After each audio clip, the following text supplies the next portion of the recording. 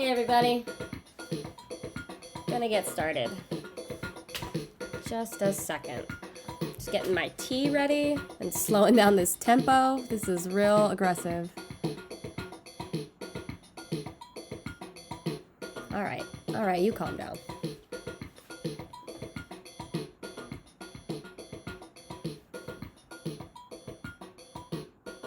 All right, maybe that's a little too busy. Hold on.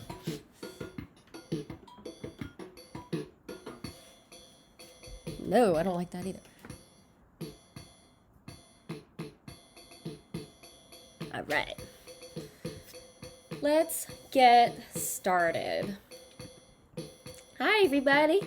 Welcome back to the Twitch stream. We have a lot of new stuff. So let's just get the business out of the way before we get to all of the fun food things. So last time we talked about cornmeal, potatoes, birria de res, and quesabirria. And we're going to start a new segment where we try to combine two dishes or two ingredients to make one mega dish. And it's sort of an exercise in seeing what goes together and how we can play more in the kitchen. So that was a really fun idea. Thank you, Michael, for that. So I want to incorporate that with every stream. So get those ingredients ready, try to throw me off, and we'll see if we can come up with some cool new combinations and dishes. So if you want to catch up on last week, you can watch all the clips here on my channel if you click on videos. And I believe that's going to be above my head, or is it below my head? I don't know. But there's a video section on every Twitch person's channel, and you can rewatch everything. I always cut out the highlights so you can skip ahead on any subject you want to learn about instead of having to watch through the whole stream. Cool. So Twitch deletes these streams after 2 weeks. So I think we're coming up on the end of the Faro episode. I'm not sure. But I'm uploading all of the archives to youtube.com/JennDLV, JENNDLV. There's 2 N's in my name because it's short for Jennifer. And make sure to subscribe there on YouTube if you can't watch at the regular time, which is now 5 p.m. Eastern. But if you're watching outside of this time, then you're already doing that, right? I don't know. So I'm here every Wednesday if you're just joining us, every Wednesday at 5 p.m. Eastern. And great news, I am a Twitch affiliate now. So what does that mean? That means I'm able to earn money from these streams through bits and subscriptions. So bits are the currency on here for interacting in the chat room. So you'll see on the right of your screen, I believe it's on the right, there is a currency counter for bits. So you exchange real money for bits to get stickers, to get emoticons, and things like that. I think I have a new sticker mode. You might see it if you hover your mouse over the video. There on the right side, there's something called stream stickers. And I think you can pay bits to put an egg on the screen somewhere. Which is really fun. And all of these eggs were are pixel art from my friend Rachel Viola, who is on Twitch also under the name DROMGP. So she goes by the artist name Drip with the exclamation point. The OMG is the exclamation point. Have to explain that to people all the time. Anyway, she did this among a lot of other design work for me, so I love working with her and she's amazing. So I'm going to figure out stickers. I don't know the conversion rate for bits, but that's a fun thing we get to play with and figure out together. With subscriptions on Twitch, I'll be building those out a little bit more, but basically you can pay per month to support this stream. It's kind of like a built-in Patreon without having to go to my Patreon, even though I have one. Anyway, there's a way around this. If you are subscribed to Amazon Prime, you can gift a subscription to your favorite creators every month.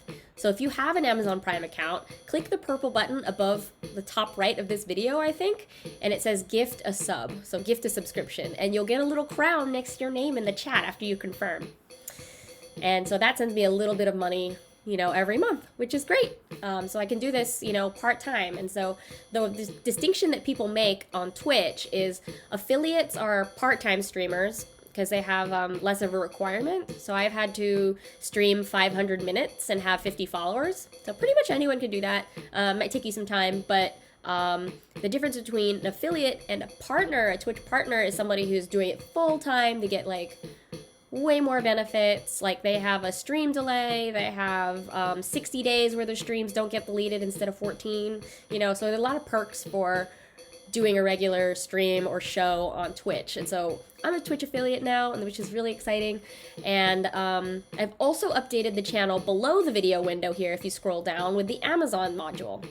I know that Amazon is complicated. I have a complicated relationship with Amazon, but if you do use it, I have a pantry shopping list of all the items we've talked about so far on the stream, and I'll be changing it out week to week as we talk about new things, so that you can see what it looks like and look at the brands that I recommend. You don't have to use Amazon, but it's just a convenient little widget thing that I have below the video. So check it out there. Hello. Welcome. Ooh, you got like a little first icon next to you. 7 bean salad. Thank you. Thank you for the support. Cool. So that's all the news about the being a Twitch affiliate, which is really cool. Patreon. So let's switch here. I'm gonna put an egg on me. Let's put a hard-boiled egg. So Patreon. Oh, no. I put the wrong egg. I'm sorry. I'm gonna put my fried egg. There you go. So I'm making so much new stuff. On Mondays, I'm doing skate videos. They go up on YouTube and Instagram TV every Monday at 8 a.m. I don't know if you care about the time, but they go up every Monday. Tuesdays, sometimes I'm going to be live streaming with Fun City, which is a podcast I'm on.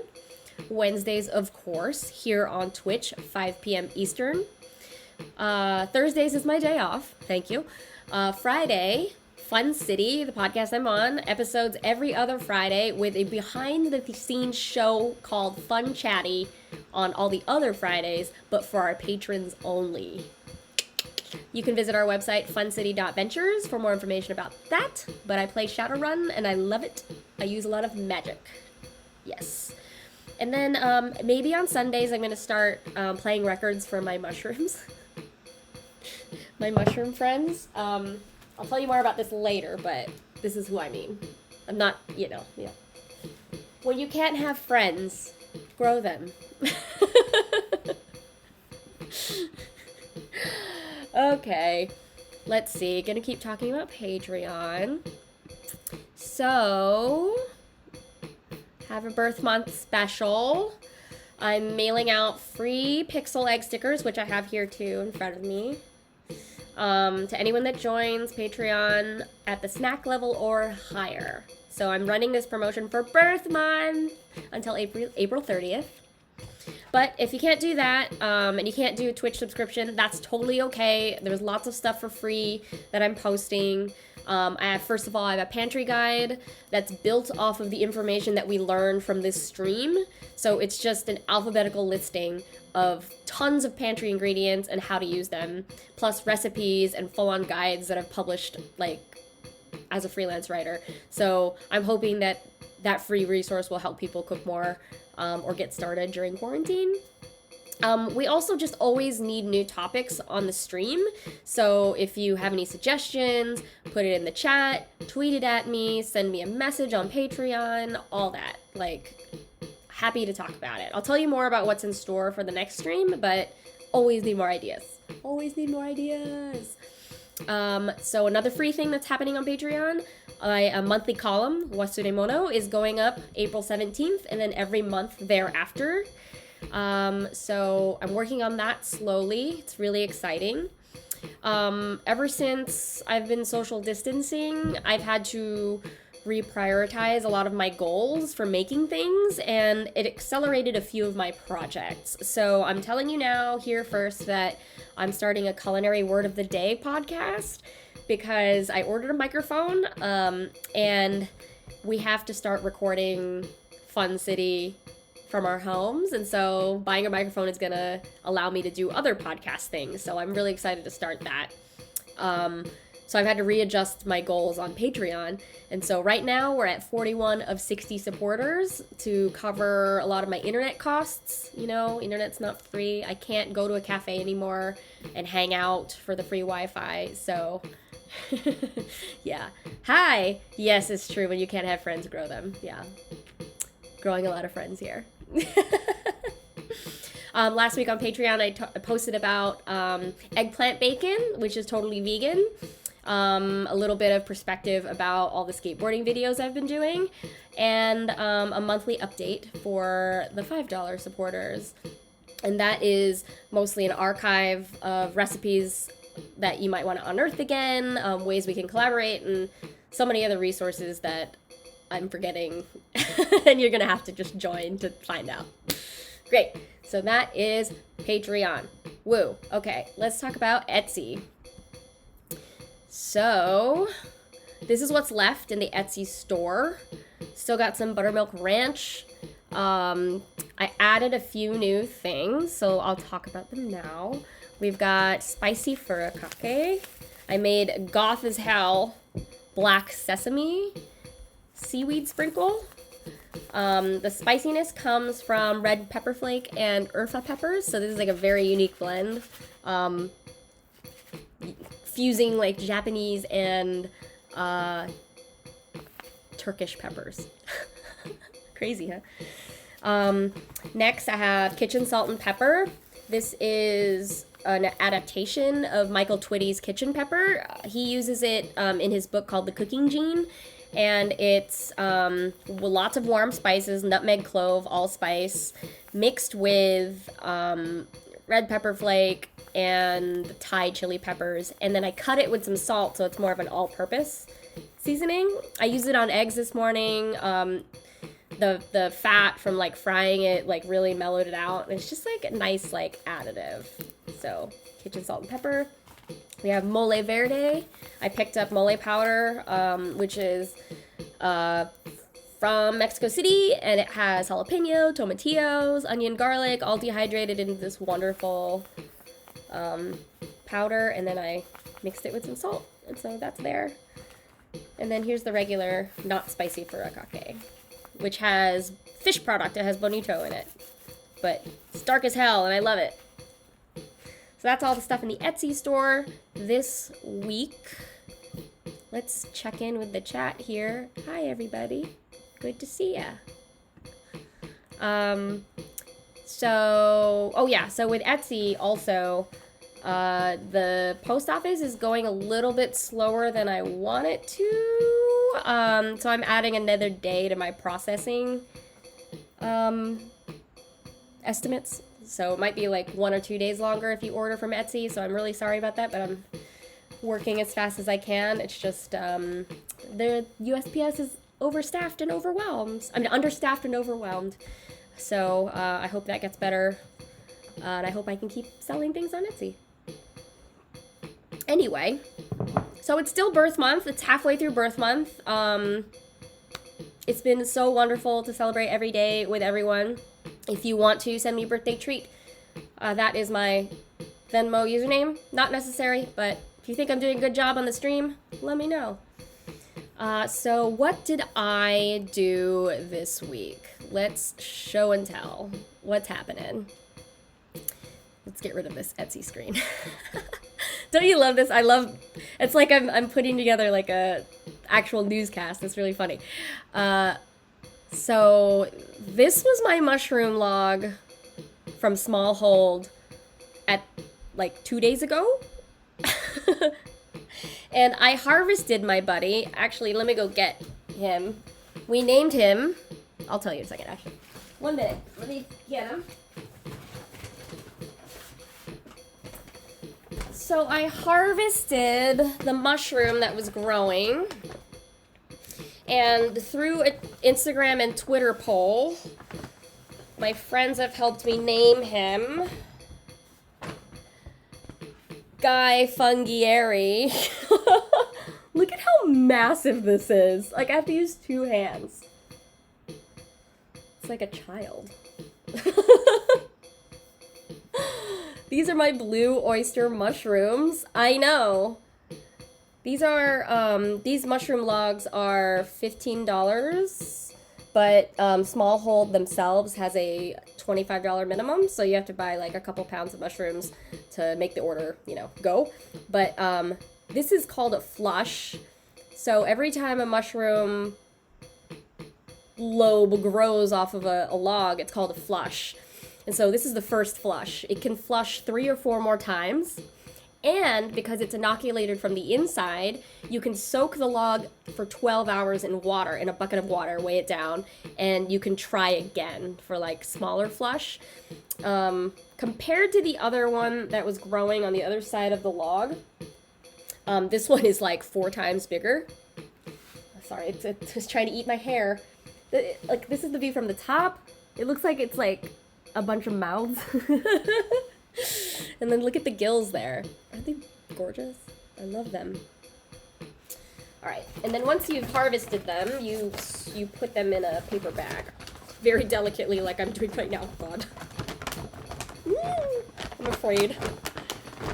Okay, back into the fridge, my friend.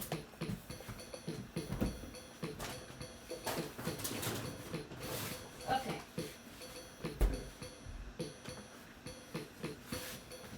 All right, so that is from a company called Small Hold. It does not smell like a forest after a fresh rain, really. So here's the log.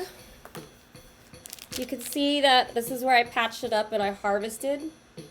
And then the other flush that has been growing at pretty much the same time is way smaller. So I might harvest that one tomorrow, maybe, because it's already turning brown on the sides. But I've opened up another hole for a flush to come out here. You cut like an X in the plastic and spritz it 2 to 3 times a day, and then it'll start growing out of here. You can see. Cool. It's a fun thing to do. Grow my friends. So, that is Small Hold. What else did I do this week? So I've been using a lot of their mushrooms. Because there was like an order minimum. I ordered like lion's mane mushrooms and maitake mushrooms. And so this is a kimchi mac and cheese with bacon and maitake mushrooms. Excuse me. I have a friend who runs Mama O's Kimchi, and they're based in, well, they live in Greenpoint, but they're based in Brooklyn, like somewhere else. They make the product somewhere else. And they have a kimchi paste that you can use to kimchi anything. So I've been kimchiing mushrooms, I've been kimchiing garlic, and collard greens. I was smart this week. I made some tea for myself so I don't cough all the time. I'm not used to talking for 2 hours straight, so. So this is kimchi mac and cheese I made. And then from those leftovers, I did a fried mac and cheese with kimchi mayo. And you know when you like deep fry things or dredge things, basically I took the leftover mac and cheese and dusted it in flour. And then you dip that in egg. And then into breadcrumbs, and then fry that. But then there's that little bit of egg, like in the bowl, and so I made a tiny omelet, tiny omelet, and it went with my window scallions there. So I thought that was hilarious. I know, nice leftovers.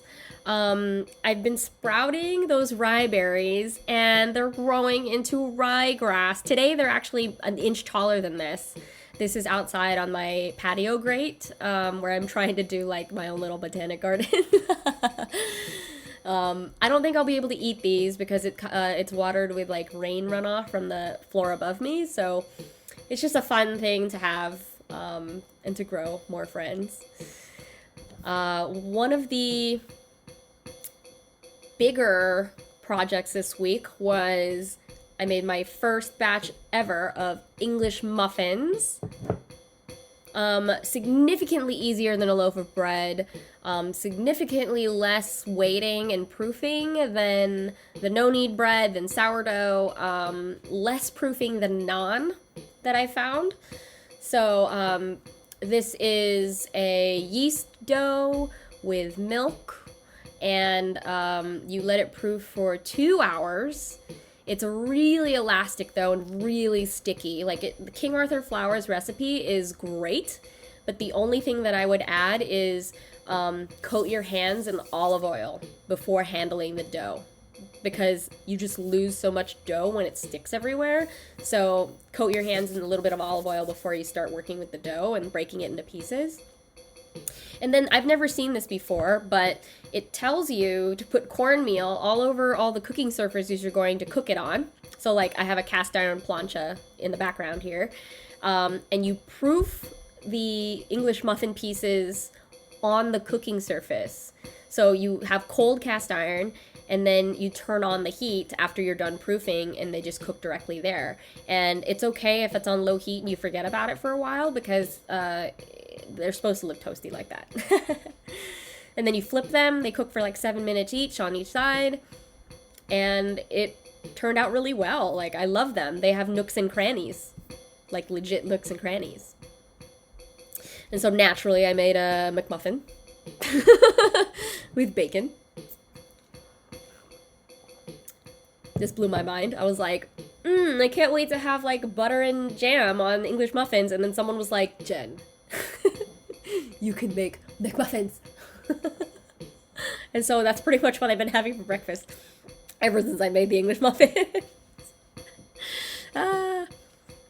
And so also, I got something in the mail this week. Excuse me. One of my favorite places in Oakland is Aztec Cali. My Auntie Grace, lives next to this place, and it's just a little like Mexican breakfast counter, and to offset, you know, all the losses that they're taking while being closed, they started manufacturing spicy as heck chili oil sauce. And for those of you that know that how much I love Laogan Ma chili crisp, like this is like a kick. Like, it's like, woo. Let me see if I can get the jar.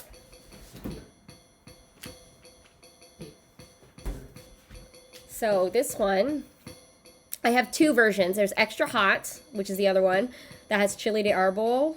But this one's hot and smoky. It has chili de árbol, chipotle, olive oil, garlic, and sea salt. And so it's delicious. It's all organic stuff, all handmade, gluten-free, really fun. They're $10 a jar in Oakland. You can hit them up on Instagram, Aztec Cali, if you want to buy some. And if you're in the Oakland area, they may be able to deliver to you. But yeah, that was a very exciting thing that I got in the mail this week. Cool. What is everyone going to have for dinner tonight? Just check in with the chat here. Will I drink some tea? Actually, I'm gonna go refill my water. 1 second.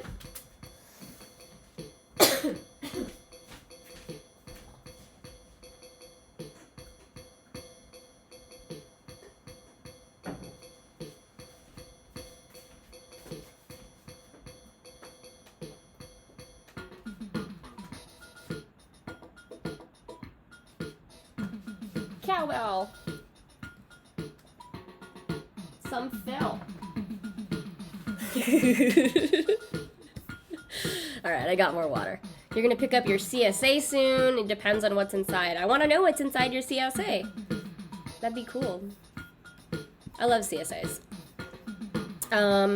Okay, let's look at what people have made this week.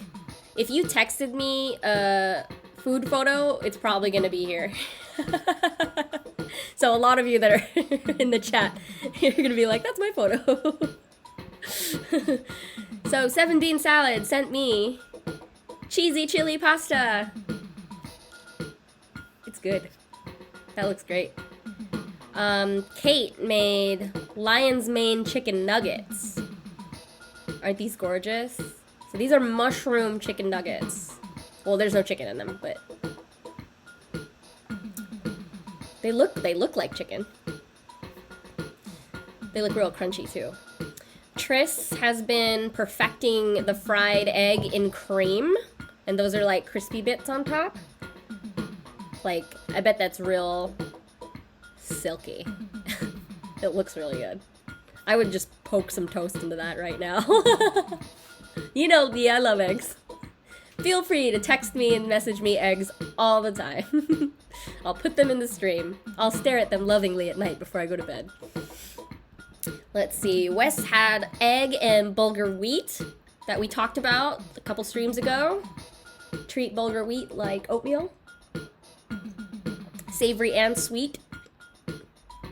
Jeff sent in this everything bagel pretzel. I want to lick that thing.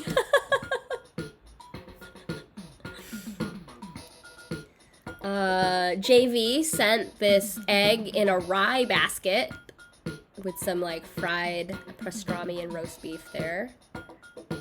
I'm a huge fan of an egg in a basket. Huge fan. And then, speaking of which, it was Easter. Vance sent me these Easter egg baskets. So they're grilled cheese with an egg in the middle. I love making those. Love it, love it, love it. So if you have more food things you want to share with me, I will happily put them here in the stream and talk about it. Tell me how you made it. Let's continue. Oh yeah, I'm gonna put more eggs on me. Let's see. Let's do the omelet. Hi! Hi! So cute. Okay. We're gonna get into the ingredients people have asked about. So this week, we're talking about egg replacements, egg yolks, smoking meats, and cassava flour. So the first two subjects there are quite large, so if you have specific questions, let me know in the chat. I'll hit like kind of the highlights, and then you guys can steer the rest of the conversation if we need to. But I know that there's like so much that we can cover. I'll just do my best. Cool. Take some tea here. So, Kristen asks, what to do when you are out of eggs? This is funny because I currently am out of eggs. This question is also, this answer is also helpful to know if you know someone that's allergic to eggs or has gone vegan. Like I know literally one person. That is Josh. Josh, who is allergic to eggs. He can't have the fried rice that I make. So sad. But to understand how to replace eggs, we have to know kind of what their function is in cooking. So, first of all, they have flavors, they carry flavors, and, they crisp up when they're exposed to heat. That Maillard reaction crisps them brown, and so that helps, like, baked goods, and it, glazes things. Like, a lot of recipes, like brioche, will ask you to do an egg wash. That's why they're so brown on the outside. It's like that nice glaze. Eggs have liquid in them, so it can distribute spices, it can bind, so we know that it can hold ingredients together, it gives structure to breads, prevents things like veggie burgers from falling apart. Leavening or rising is an important thing in baking, especially breads. Eggs are able to like trap air pockets in the foods and helps them like expand and rise.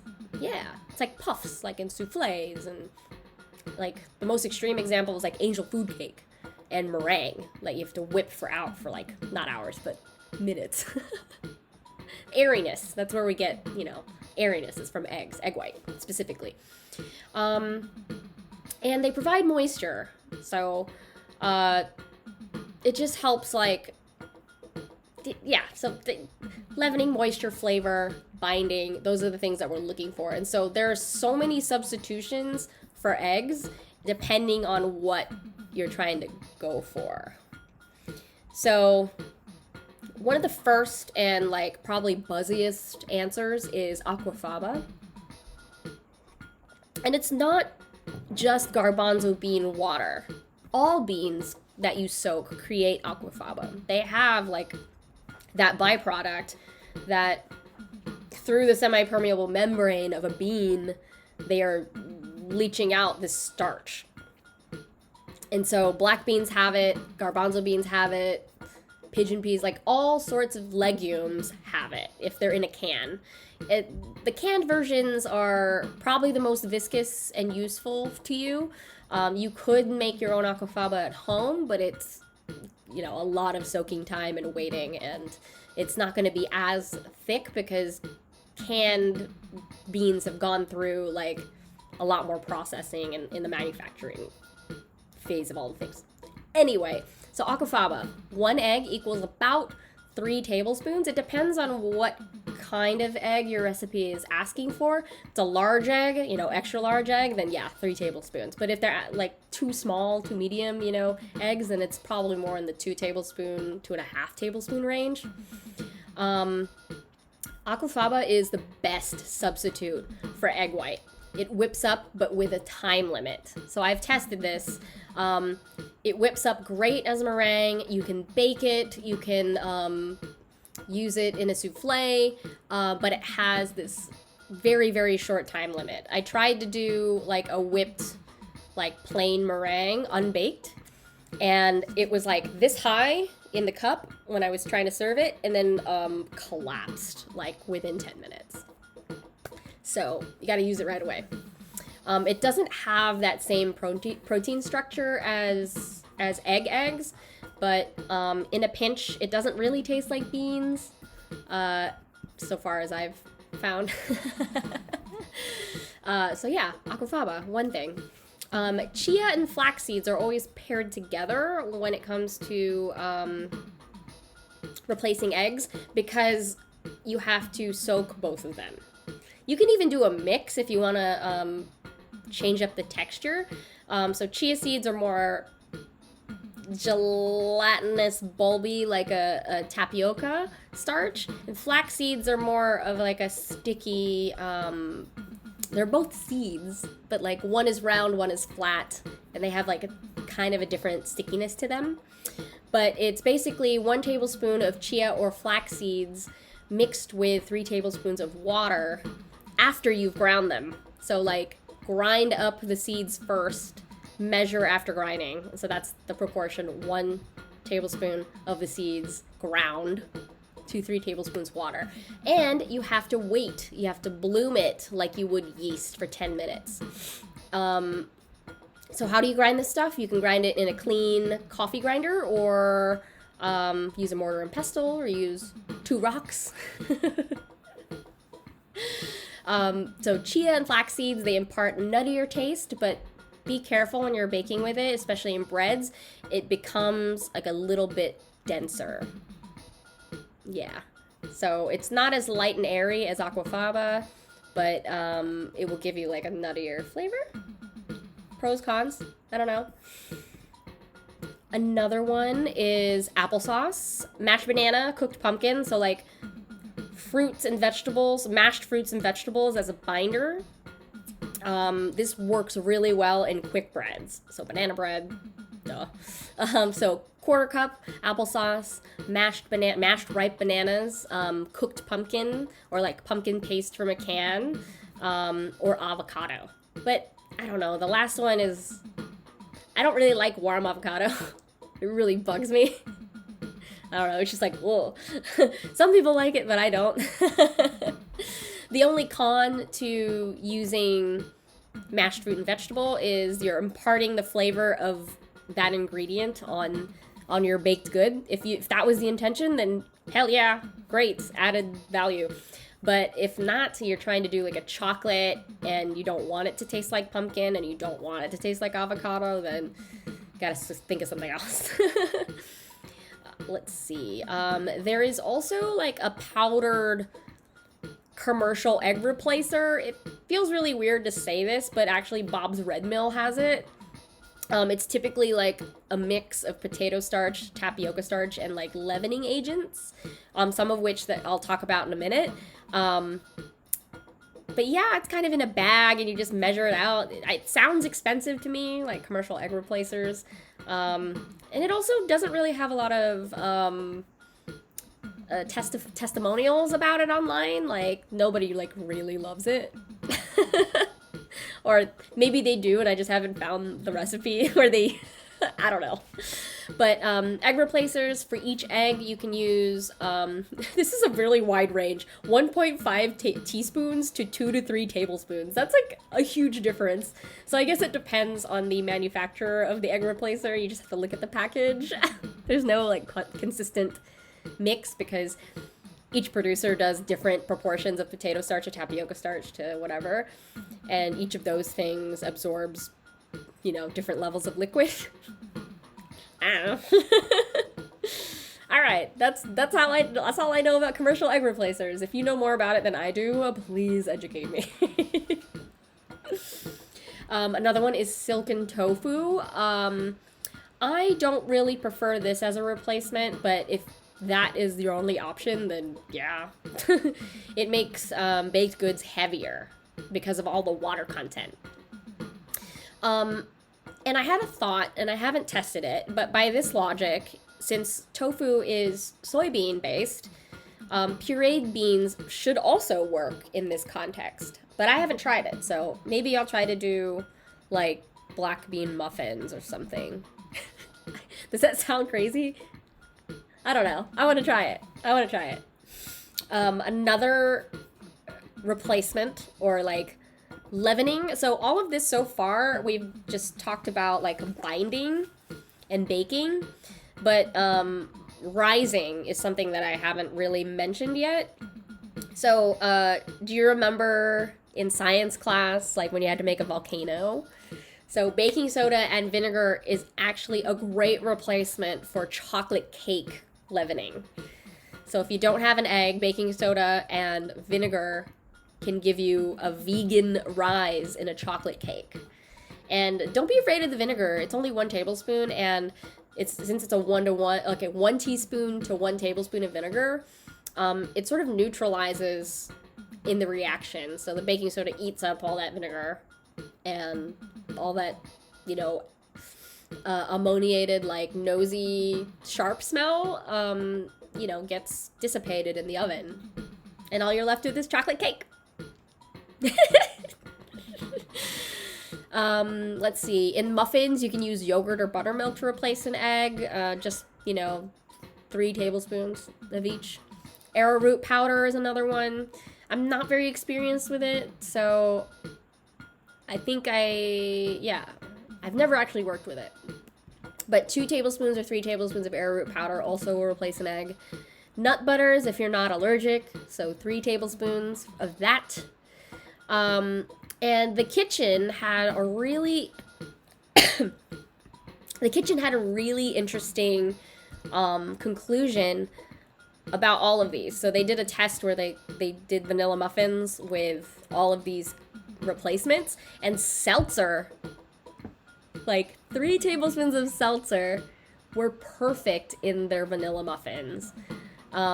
It's probably not great in things that don't need the bubbles or like lift. So like brownies where you want more density, or cookies where you want it to flatten. Seltzer probably won't work. But in like rise, like in chocolate cake and muffins, like I want to try that. I wonder if beer works. I mean, that would make sense, right? Like there's Irish soda bread and beer bread, so why not beer muffins? I don't know. There's a not vegetarian option, but mixing 1 part gelatin to 3 parts water, or could work as an egg replacement, because doesn't it make sense that gelatin is made from animal protein and egg is animal protein? Or you could use vegan agar-agar, 1-to-1 ratio.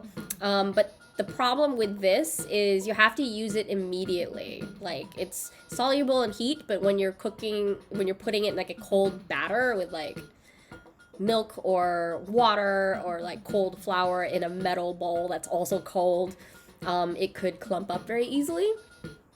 And I actually tried using agar agar in a ramen, like I was doing some ramen experiments a couple weeks ago, and I guess I like got distracted and I was eating it, and then I put it down for like 10 minutes and it cooled off, and then when I picked up the bowl and tried to move my spoon, it was like solid. Like agar agar and gelatin are like that. Like it's like jello. It's very funny. And finally, there's soy lecithin. You might have seen this in ingredient lists. It is not quite a preservative. It's a leavening agent. It like helps rise things.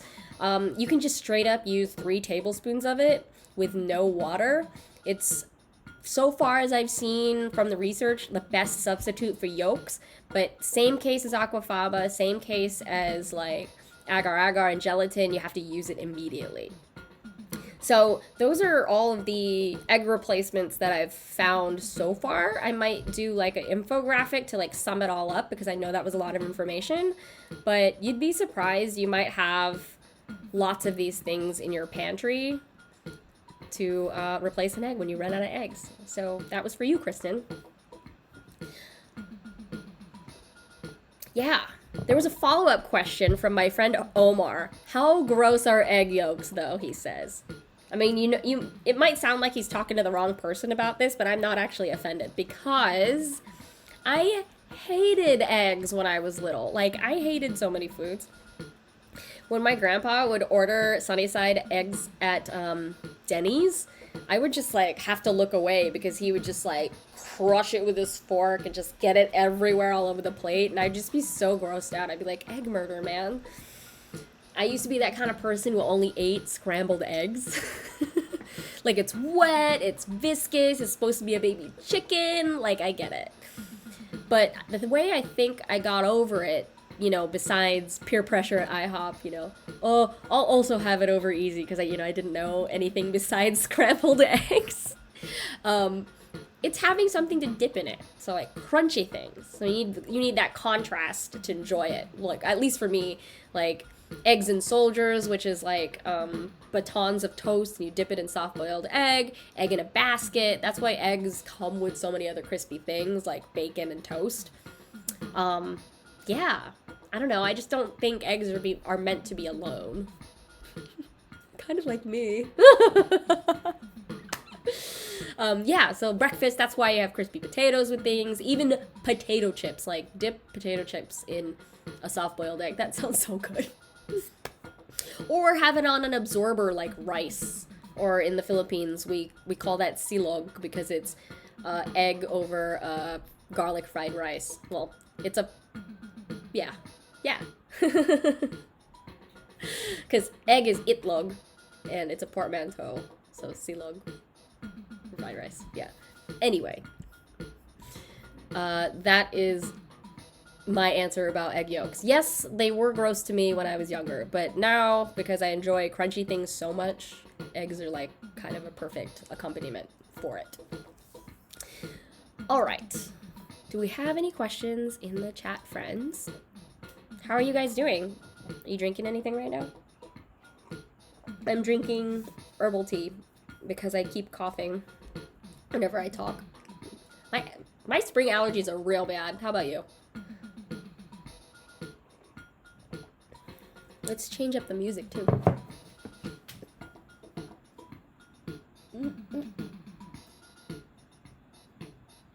All right. Let's move on. Oh, I think I had did I have a recipe here from the Tartine cookbook? Yep.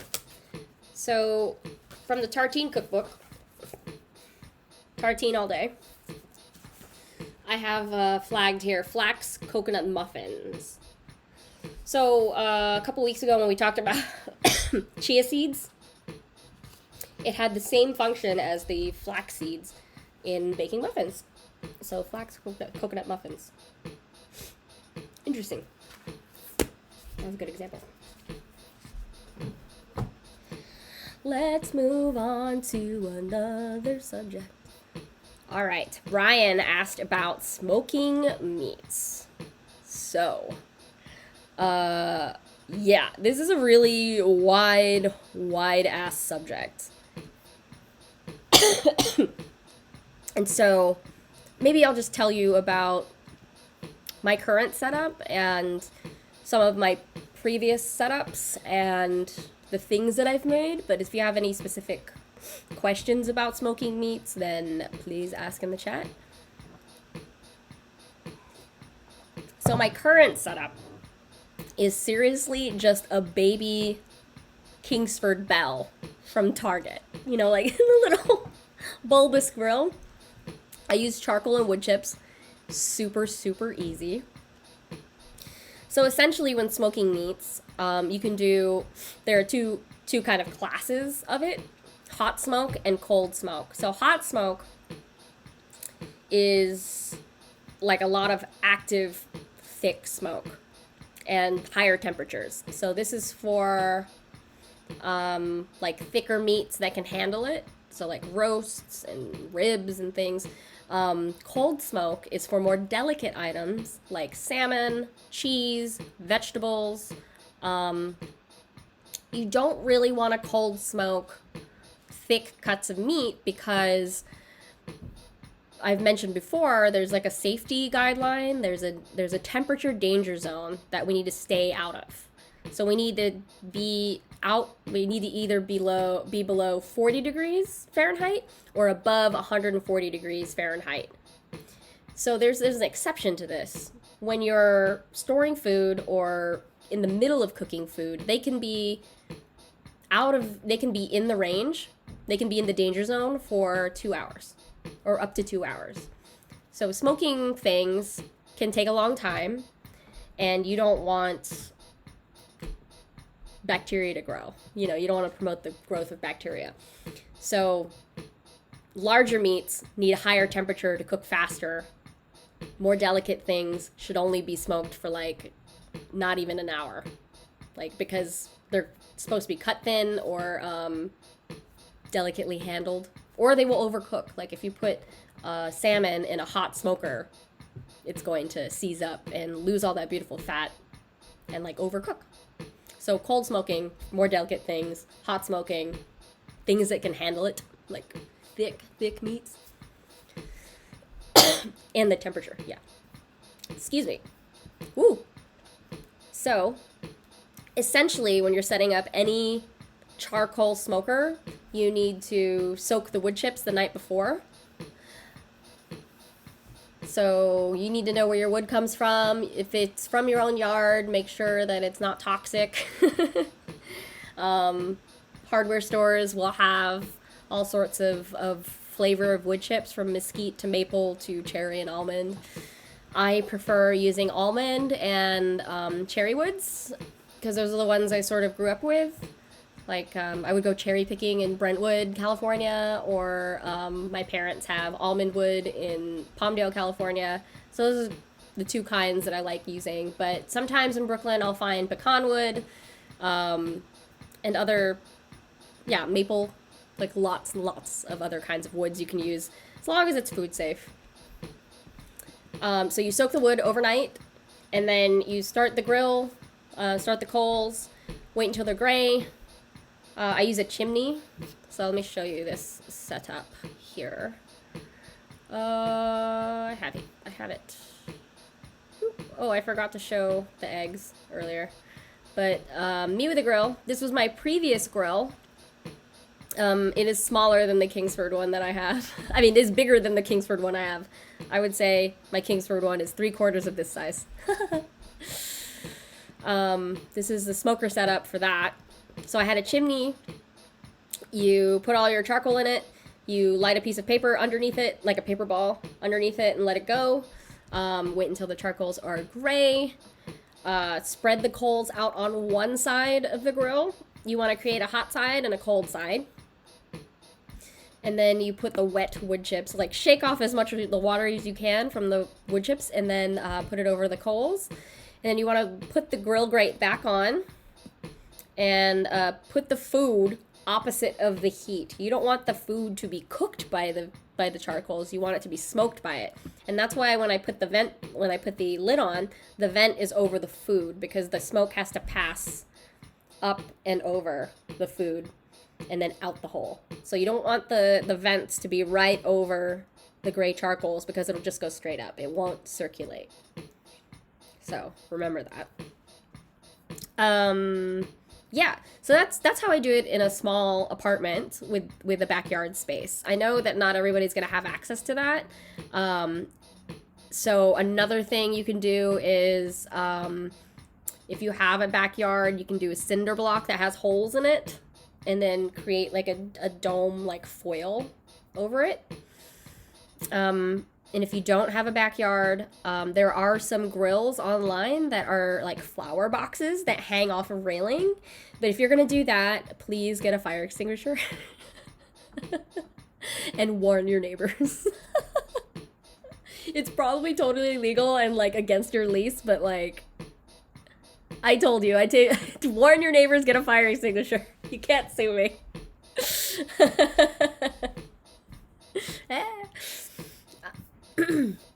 So these are a few things that I've made in the smoker.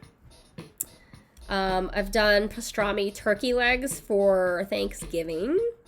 So what I do is I look at cured meat recipes, like pastrami recipe, and just take the spice blend. I don't use any pickling salt, and I just use that directly on other meats. So like a turkey, like a Thanksgiving turkey.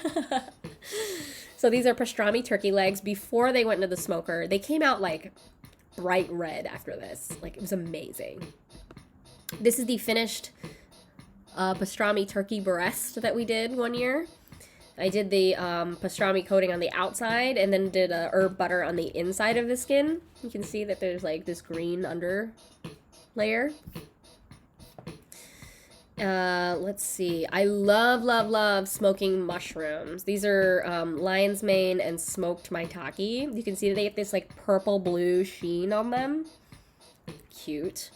And then I still saute them after this, because lion's mane mushroom is a bit medicinal when you bite into it. So you have to make sure you fry all of the cut sides when you're cooking it. I know we're talking about meat, but like, you've turned on the smoker for like this one piece of food, so you may as well use the residual heat to smoke other things. So when I'm done smoking meat, and the coals are sort of spent, there's still like a little bit of like flavor and smoke in there, and I'll throw in like mushrooms, I'll throw in tomatoes, I'll also do like clams, like smoked clams, like right off the grill are amazing. So good. And if you do have access to outdoor space, you can make your own smoker in the ground. So that's me with my my makeshift smoker in Lancaster, Pennsylvania. I dug a hole.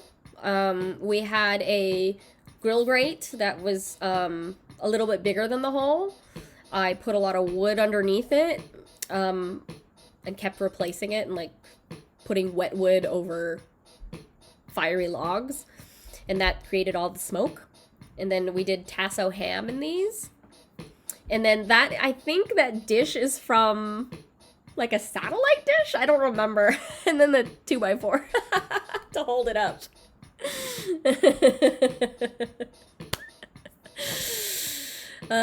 So this is the inside, so we have bricks to hold it up, and then I had a space to like throw more wood in. This was really fun.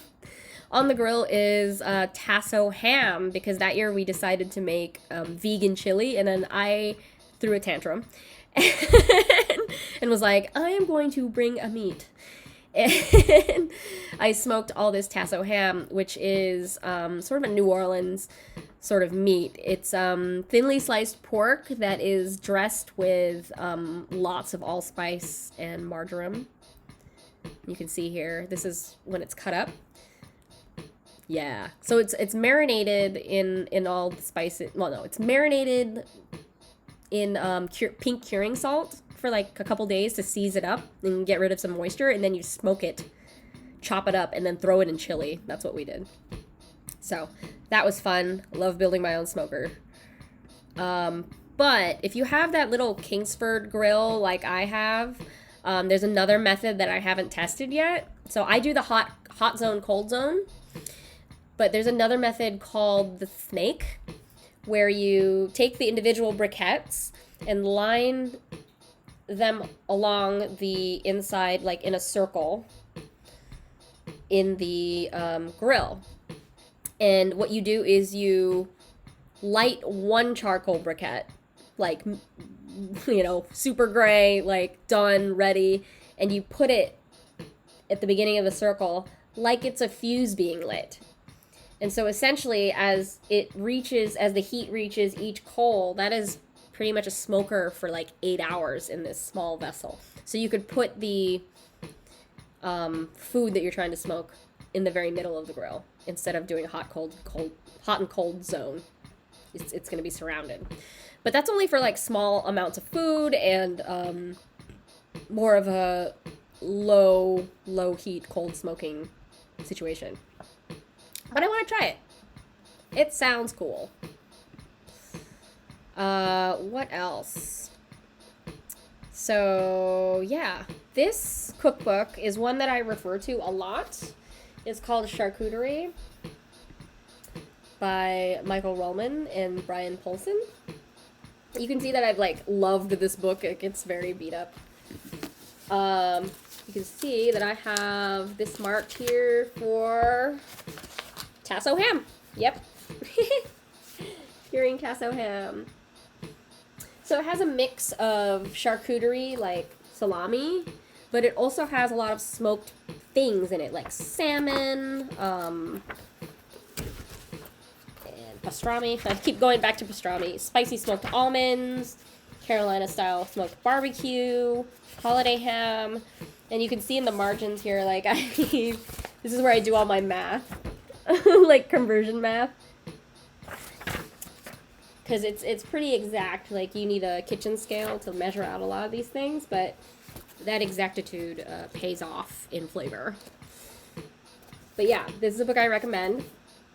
And then I also have my cookbook. If you a lot of you already probably have this, but I have a section on setting up your grill and using kitchen scraps like orange peels, potato peels, kale stems as smoker fodder. Like, you don't necessarily have to just buy wood chips every time you smoke something. You can use aromatics from your fridge, like discards, to help flavor the food a little bit more. So I have that in there.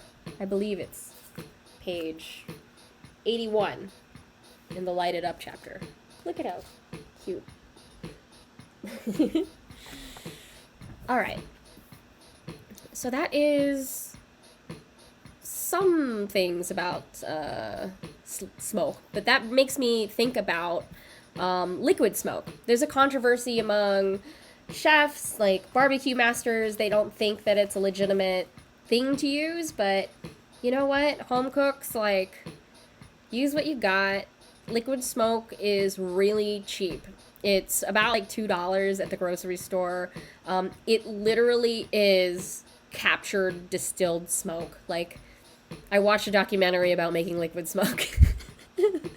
And you burn a lot of wood, basically, and capture the condensation, and all that condensation gets distilled into a tiny bottle, and that is liquid smoke.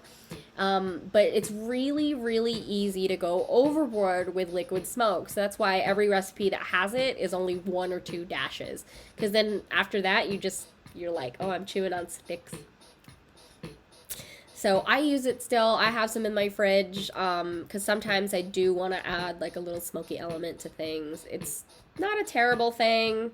It's not the same because you don't get the 360 absorption of smoke in whatever it is that you're working with, but hey, in a pinch. Do we have any questions in the chat, friends?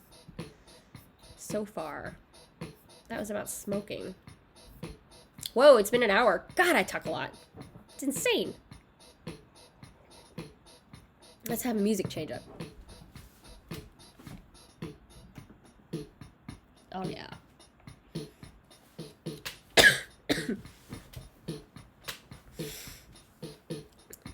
Okay. Excuse me. Sorry, everybody. Allergy season really getting to me. Actually, I'm gonna go get a little bit more water. I'll be right back.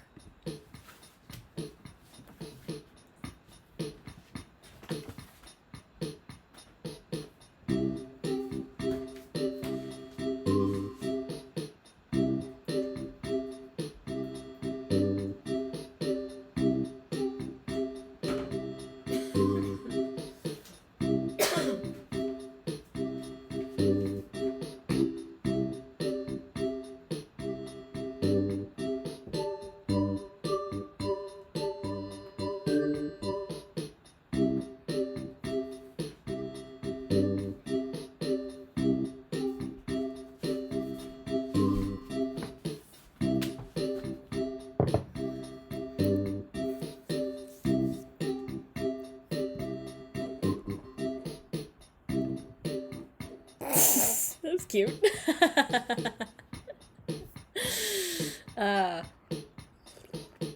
All right, let's tackle our last ingredient of the day, which is cassava flour. I learned a lot about cassava flour. Thank you, Wes, for asking this question.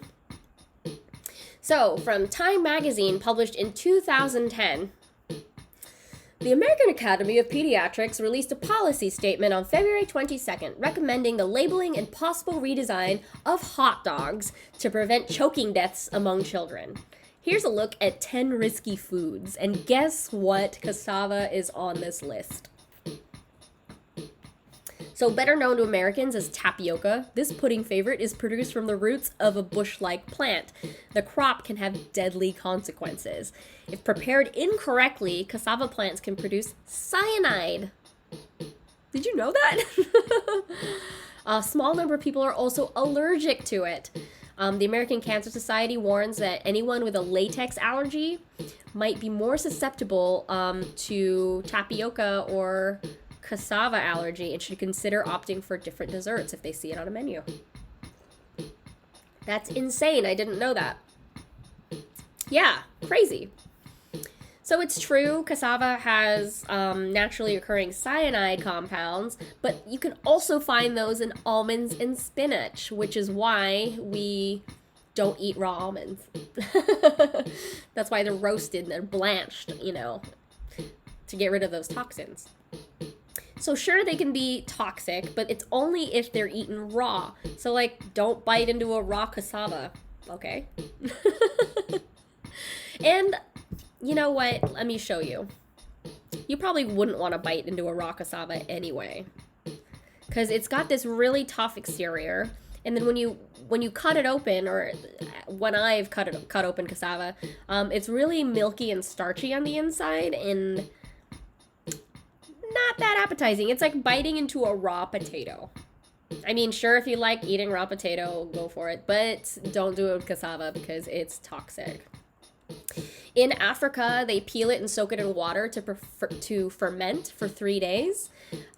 Peeling and boiling also thoroughly takes care of this problem. So, all right, if you're not allergic to it and you cook it thoroughly, it is a paleo-friendly, vegan, grain-free, gluten-free alternative flour. So a lot of people in the alternative diet scene hail it as like a miracle flour.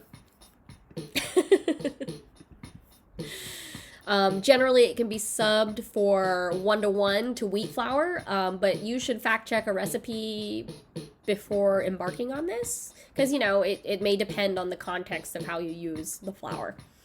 So unlike other gluten-free flours like almond or coconut, cassava flour is very mild and neutral in flavor. So it doesn't have like a grainy, gritty texture. It's pretty soft and powdery. So this root that you see on the screen is called Manihot esculenta. It's a staple crop to millions of inhabitants in South America and parts of Asia and Africa. Specifically in Brazil, that's kind of where we think it's from. It was likely first domesticated there about 10,000 years ago.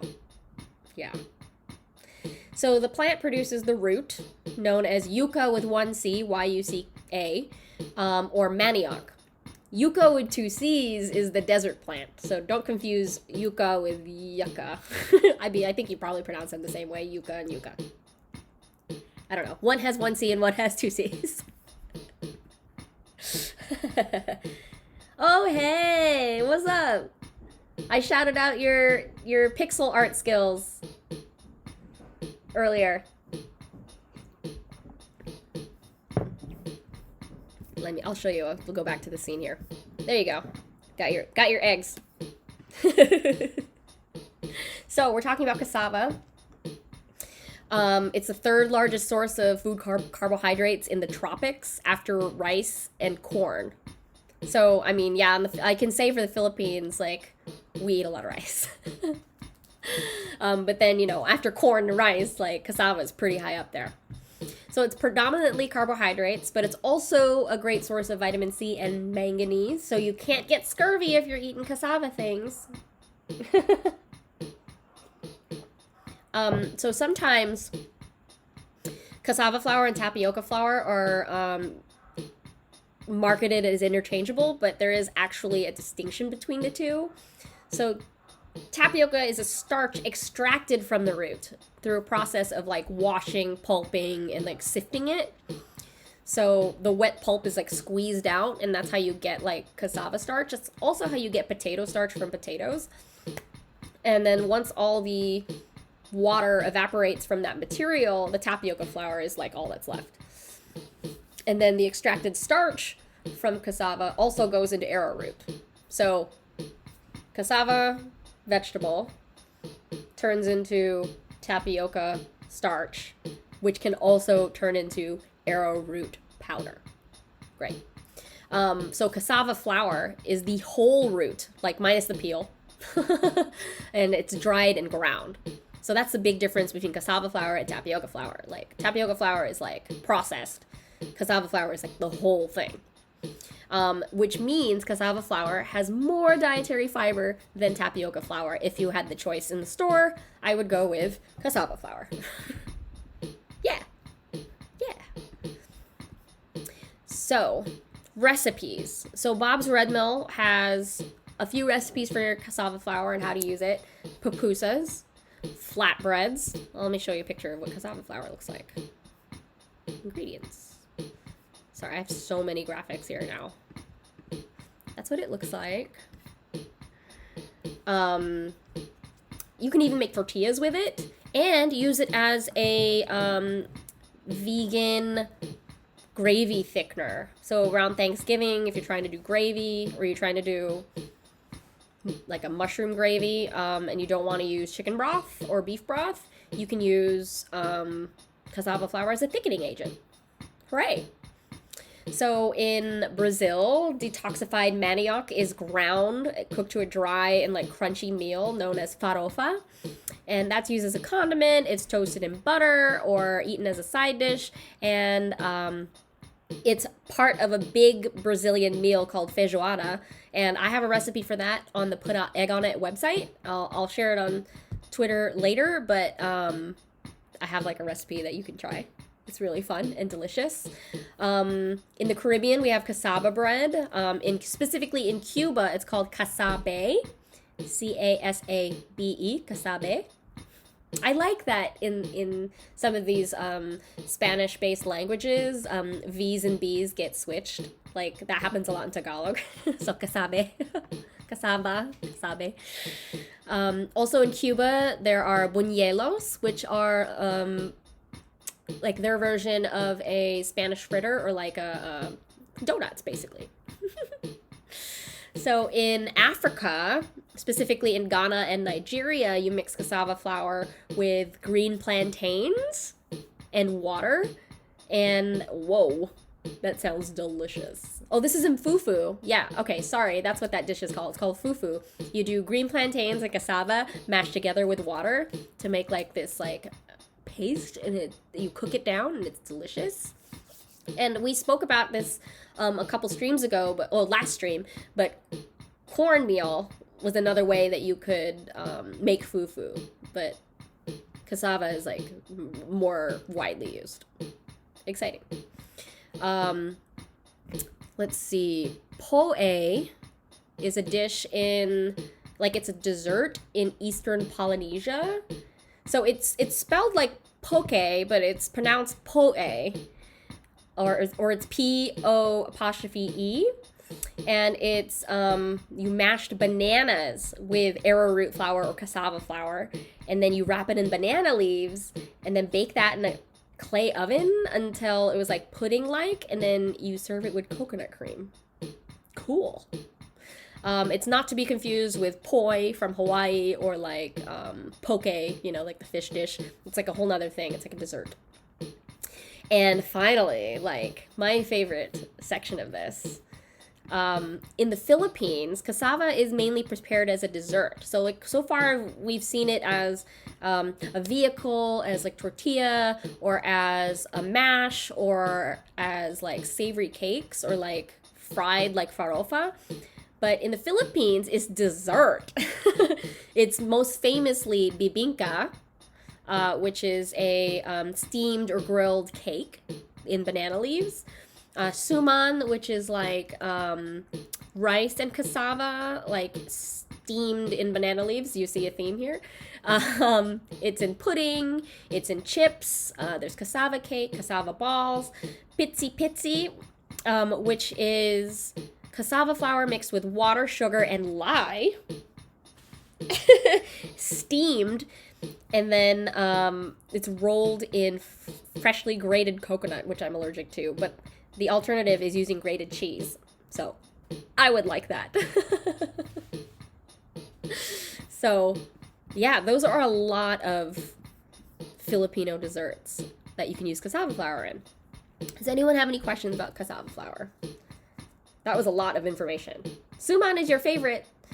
What was, my great aunt used to joke, like, that was my Superman. Like, she like, Suman, my, like, dessert hero.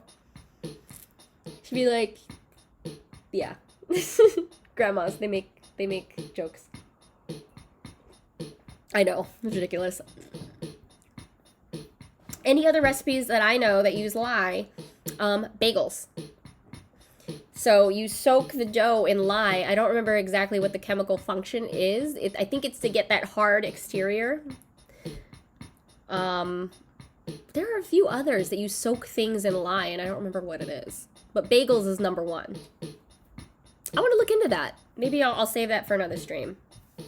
Yeah, I'll write that down. Let's ask about lye. Cool. We've gotten to the new segment of the stream where I want to do some mental exercises with you. So we tried this last week and it was really fun.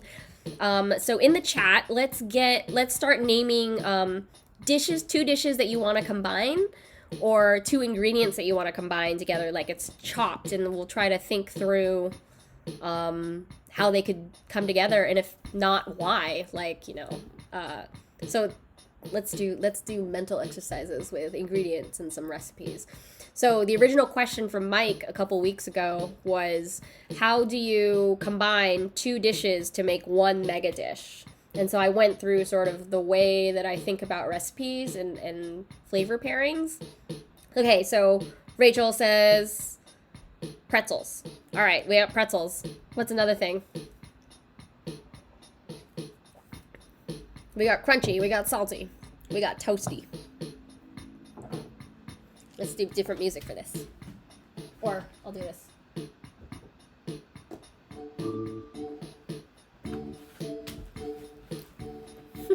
Oh, I gotta change the screen. Let's put an egg on me. Let's put another egg on me. There we go. Let's put an egg on my shoulder.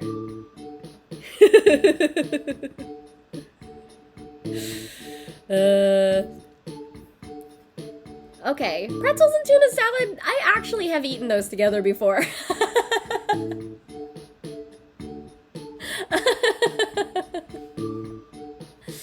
Ooh, this is fun. Okay. So we can grind the pretzels up to make another flour. And then we can bread the jalapenos and then deep fry them. Pretzel dusted jalapenos deep fried. That sounds good. On top of a tuna salad, doesn't it? Yeah. Or, okay, let's see. What else can you do? What else? Give me more ingredients. We'll make a pantry just in the chat of all the things.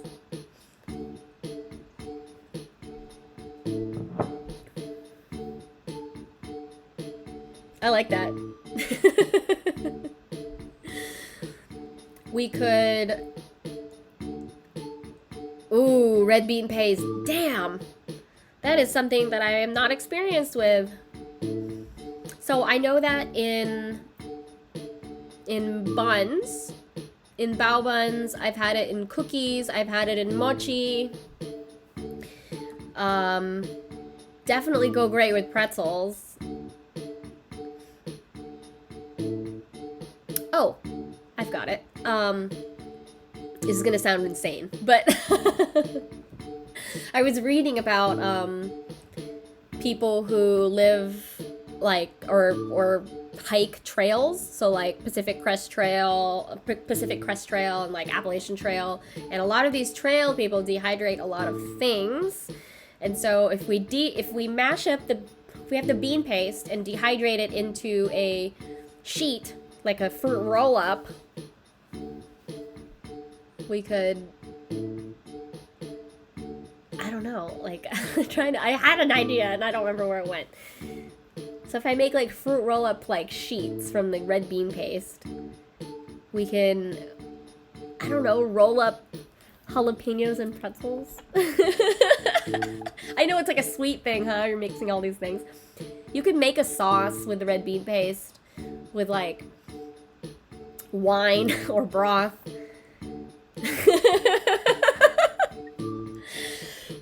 Well, you guys are trying to throw me throw a wrench in this by putting fish and sweet things together.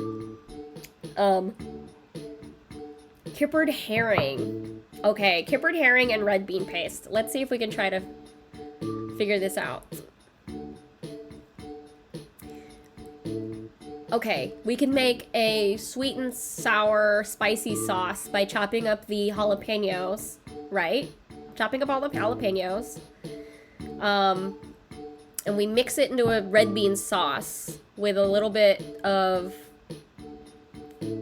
sugar and broth. So that makes like a like an orange chicken like kind of consistency. And then we do the smoked kippered herring in this like Asian-y beanie sauce.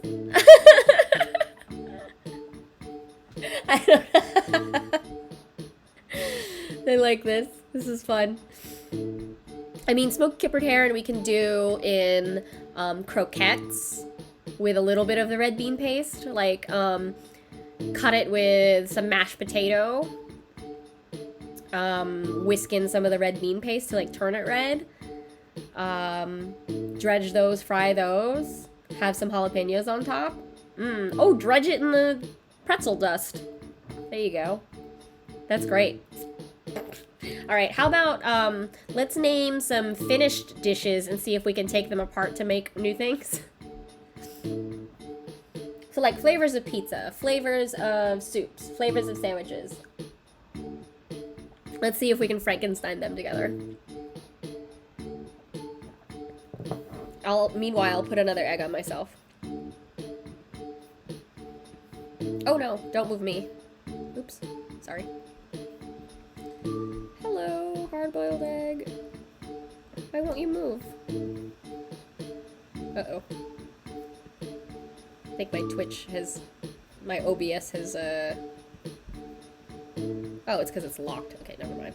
No, stop. There we go. I can move the egg. I mean, sorry, you're getting hungry now. It is kind of almost dinner time. Sausage pineapple pizza. Cool. That's one thing. And one more dish.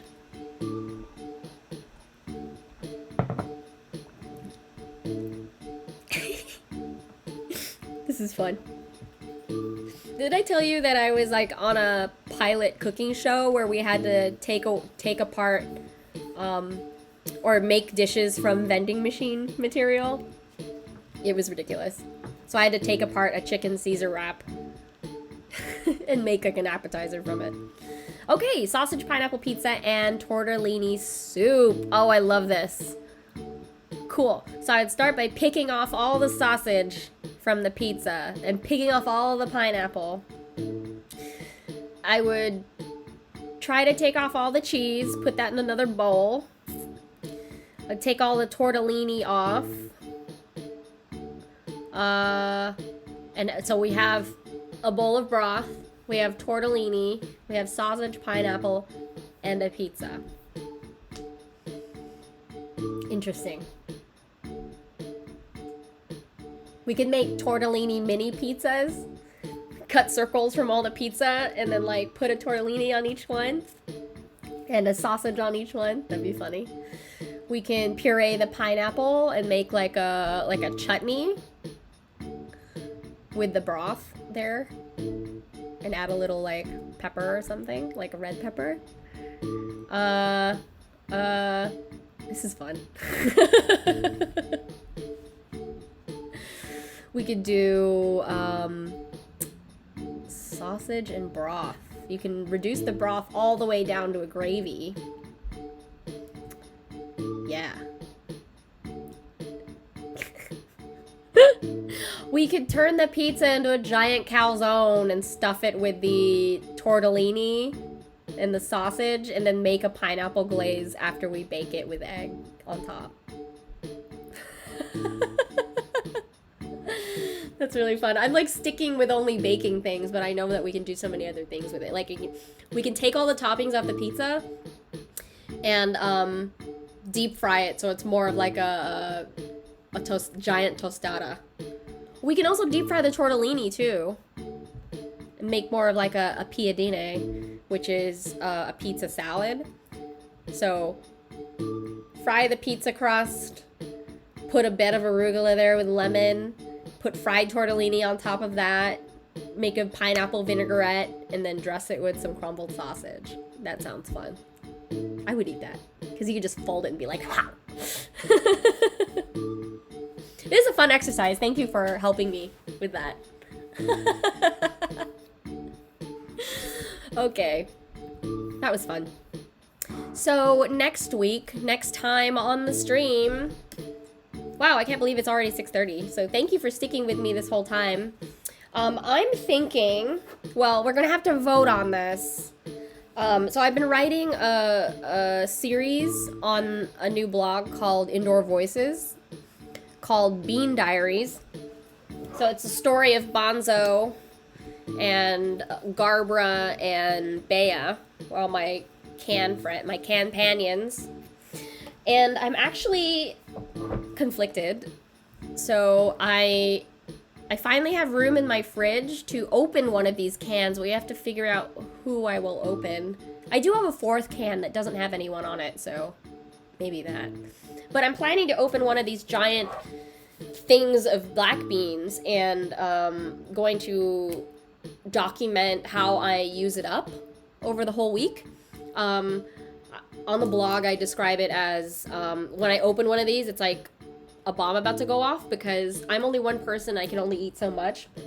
So it'll be an interesting creative challenge to store it and use it as many ways as possible. So next stream, we're going to open one of the cans. So hopefully we won't have to hurt any of my friends.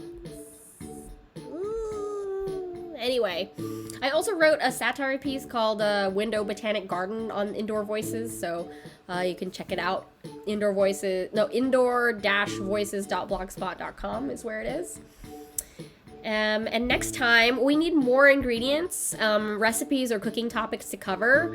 But we will resume that the week after next because we're going to get into all about eggs, or as much as I can cover about eggs in one session. My friend Joe suggested this, and I think we'll see how far we get with eggs. And Whatever we don't get to, I'll save for another time. But yeah, so far on the list for week after next, we'll have lie. So if you have any other things that you want to learn about, I know, maybe not Bonzo, maybe we'll do the other can. So if you have any other suggestions for ingredients that you want to hear about or recipes you want to try, I can like poke at them and make sure they work. It's one of my favorite things to do. Cool. So if anyone doesn't have any last minute questions, best way to make fruit leather. Okay, great question. Yeah, okay, cool. We'll cover that week after next. I actually am not experienced with this. I always commission my friend Sam to help me make it. Like, she does these beautiful apple leather blends. Like, she does like Pink Lady and Fuji together, and I think the texture is amazing. Like, I serve it at parties. I love it. Oh yeah, you want to have that. Okay, any last minute cooking questions for today? We covered so much ground. It was amazing. Thank you for sticking with me. But if you do have more questions, feel free to tweet me, Instagram me, like whatever. Like, I'm here, I'm on call. I want to talk about it. My mushrooms say goodbye. This is the second flush of mushrooms that say goodbye.